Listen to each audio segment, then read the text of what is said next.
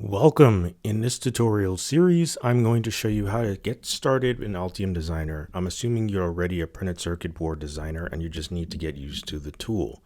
In this video series, I'll show you how to start new projects, place schematic symbols on your schematic, how to get components from different sources, including local and online sources in Altium Develop, how to do your PCB layout, PCB stack up, routing, and all that good stuff out to fabrication. So let's get started for this series.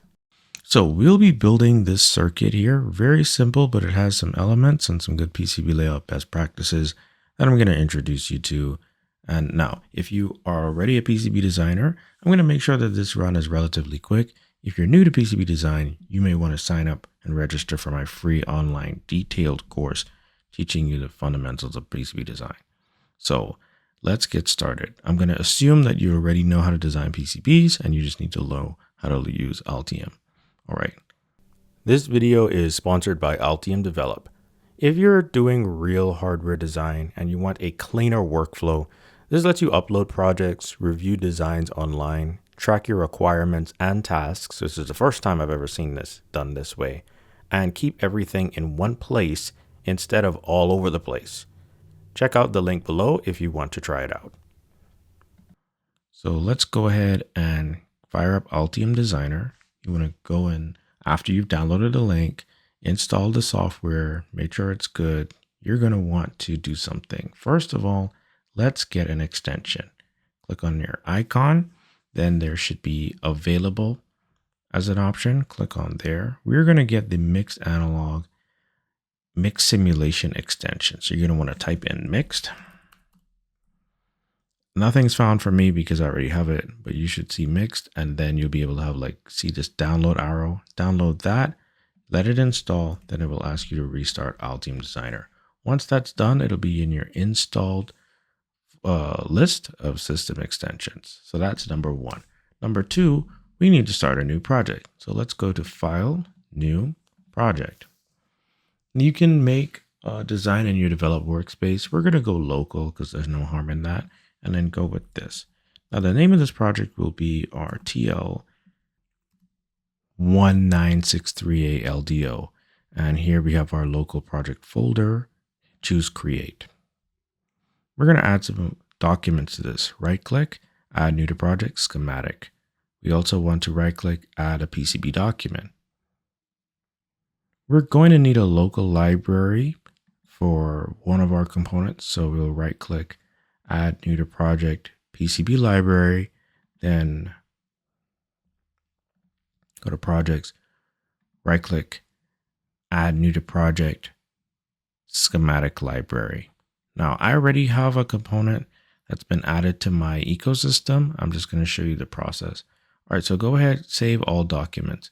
It will want to save all of them. So we're going to type in that name, TL1963A LDO.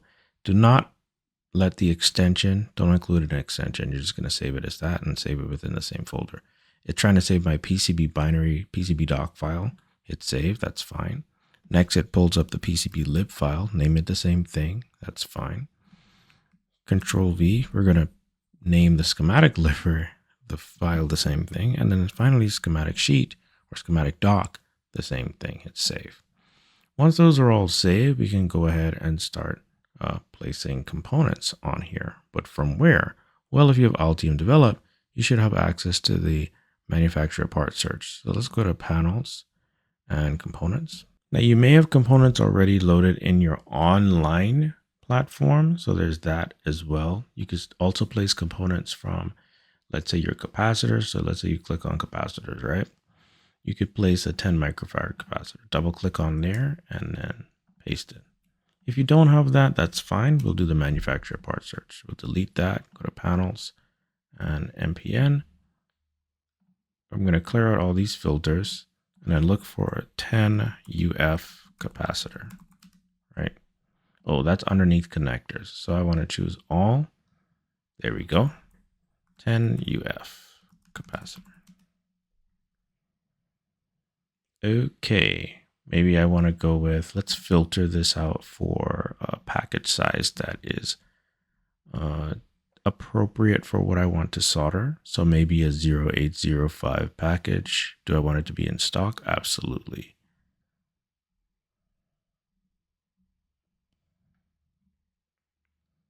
I'll choose the 0805.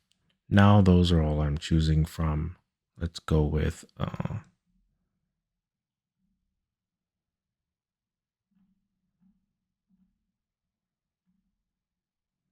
specific manufacturer. Murata has pretty much everything I would need. So does Yageo Group.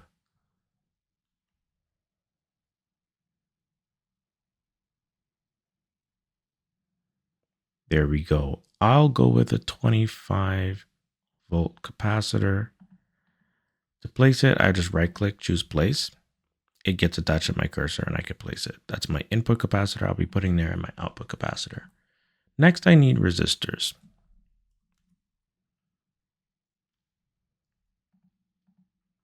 For the schematic we're building, we need 4.0 kilo ohm and a 4.22 kilo ohm resistor. So let's look for resistors. 4.0K resistor. This is from Yageo Group. I'll go ahead and, well, it depends on the package. So let's hit the filter. 0805, we're still filtered in. Very nice. Right click, place. And I'm going to place this resistor over here.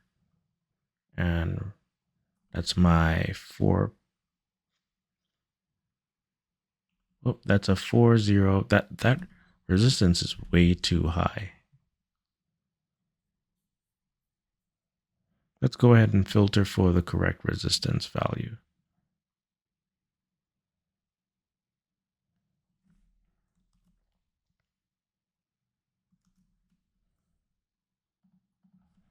So I'll just type in 4 kilo ohm resistor and enter. Oh, okay. So way too many filters in here.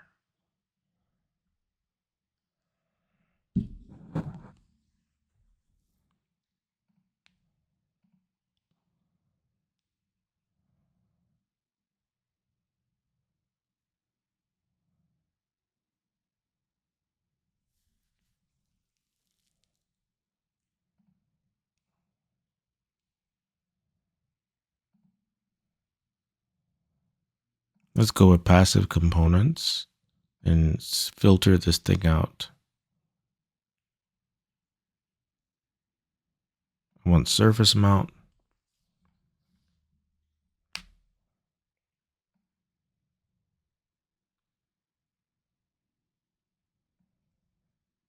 And I want to go from, I'd say, 3.95K to 4.1K.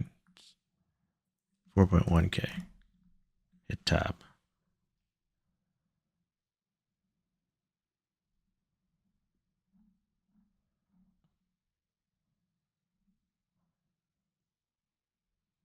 In the show more option, let's see what we get. Okay, so this isn't quite going to work here. And that's fine. Let's go with maybe this. Nope, not available.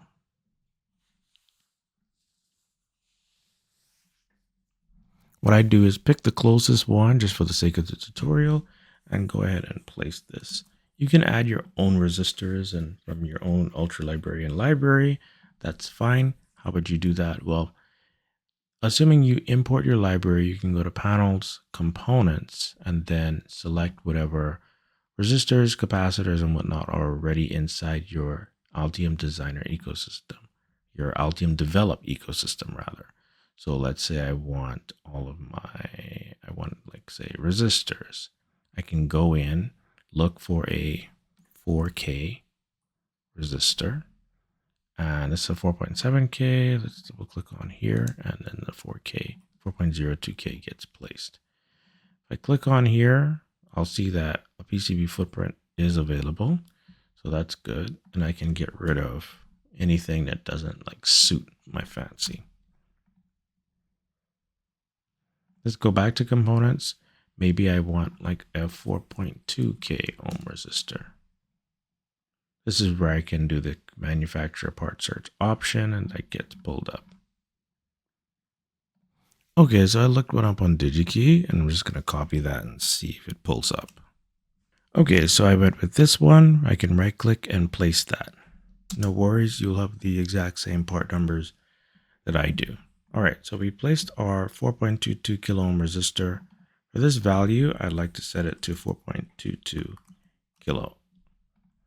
For the capacitors, change the value to 10 micro or UF. Likewise for this, 10 UF. The next is to place some ground symbols. So let's place ground by clicking on that at the top and placing the ground. We also have a ground for our chip that'll be placed in the middle here. Next thing I need is a manufacturer part search connector. So maybe I want a 2-position connector. Click on my filter.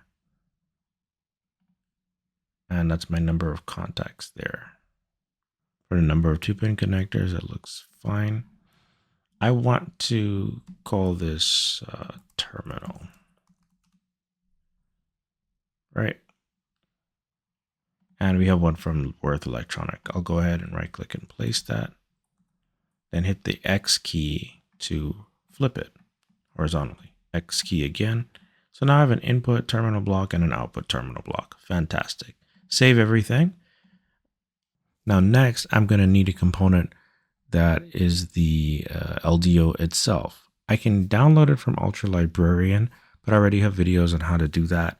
What I'll do is pull up my local library. So let's say you have local libraries that others have made from your organization. I'm going to right click, add existing to project. I'll go navigate for my own library, and I have a PCB library, and I'll use the control key to select my schematic library.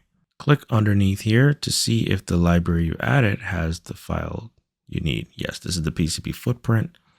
Next, what I'm going to do after I double click on there, I have my PCB library open. I would take this and copy it into my own library. That is the more optimal way to do things. Or I could just kind of keep this library associated with the project. The safer bet is to copy this. So I'm going to right click copy into my own project. So my project is called this, my PCB library. It's blank right now. I'm going to right click and then paste that component. This other component, I don't need this, so we'll delete that. Let's go to projects. Now let's save all. I don't need this PCB library anymore, so we're going to remove this from the project. Exclude from project. Do not choose to delete the file because another project is using that. And then no, it's a free document. Here we have our schematic library that I used. To gain access to these files, you can click the link in the description below and you'll be able to see it. Okay, and follow along with me. Here I have the schematic symbol. I'm going to right click, copy this symbol, go to my own projects, then double click and open up my project schematic symbol library. Go back to this panel tab, right click, paste. Now that's been copied to my thing. We're going to right click, delete this default component. Now something very important. I want to get the footprint from my local library, not from a ghost local library. So down here, go and right click. We're going to edit this where it's finding this from.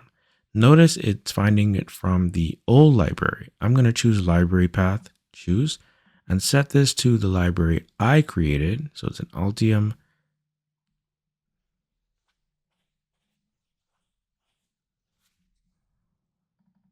in my project folder, PCB library, where I just copied the PCB library footprint. Now, something very important.